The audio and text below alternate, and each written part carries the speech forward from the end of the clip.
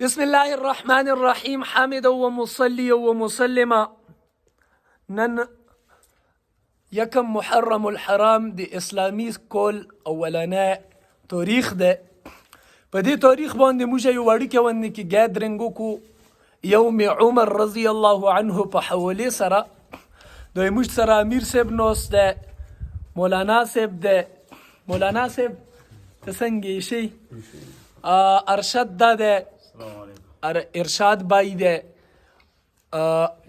عنایت الرحمن صاحب ده، کامران ده. کامران ده دغه کې زینه په ویلوړي سلام وکړه.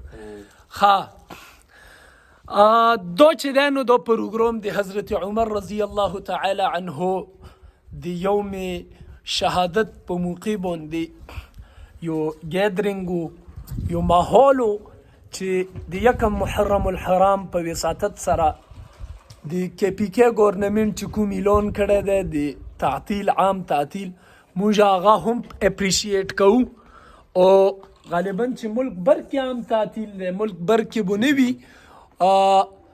کے پی کے گورنمنٹ چې د ښه قدم اوچت کړی دی اختلافاتو باوجود، موږ چې دی نو زړه ته دل نه وی چې زړه هغه گهرایونه موږ هغې ته خراج تحسین و خراج عقیدت پیش کوو. د نور ملګري که څه نه غواړي، تاسو څه نه غواړئ، حضرت عمر رضی الله تعالی عنه په حوالې سره بس صرف یوه خبره کومه، بیا یې تاسو نه اجازات اخلم د ټولو ملګرو په مشورې سره.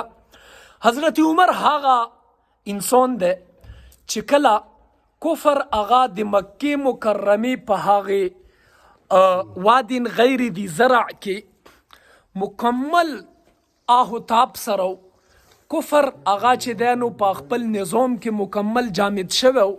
په دغه کې ټیم کې چې اسلام بیخي دباو او تر دې پورې چې هجرت کونه هم هغه د مسلمان د پوره ګرانه وه چې هغې بو د مکې مکرمې نه بو بل طرف ته هجرت کولو، یعنې دا خبره به هم ګرانه وه. په دغه کې ټیم کې حضرت عمر رضی الله تعالی عنه کفر په هغه اسمبلی ته ویرلو او هلته کې اعلان وکړو چې که څوک خپل اولاد یتیمونه غواړي، خپله ښځه بیواکه ونه غواړي، نو هغه کس د عمر لاره هغه روکو کړي. په دغه ټیم کې حضرت عمر رضی الله عنه توره راویستله او مکې مکرمې نه ببانګ دهل ټول عالم مخې ته هغه چې دی نو کله هجرات یې وکړو او هیڅ چا کې دا توقات دا جرت نه و چې د حضرت عمر رضی الله عنه لارې روکو کړي وه. سلام پیش کوو د حضرت عمر رضی الله تعالی عنه غیرت، حمیت، تقوا، شجاعت، بهادرۍ ته.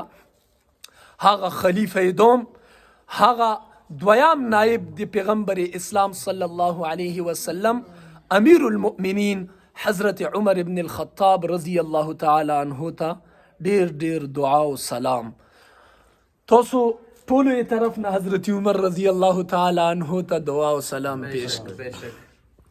واخر دعوانا الحمد لله رب العالمین.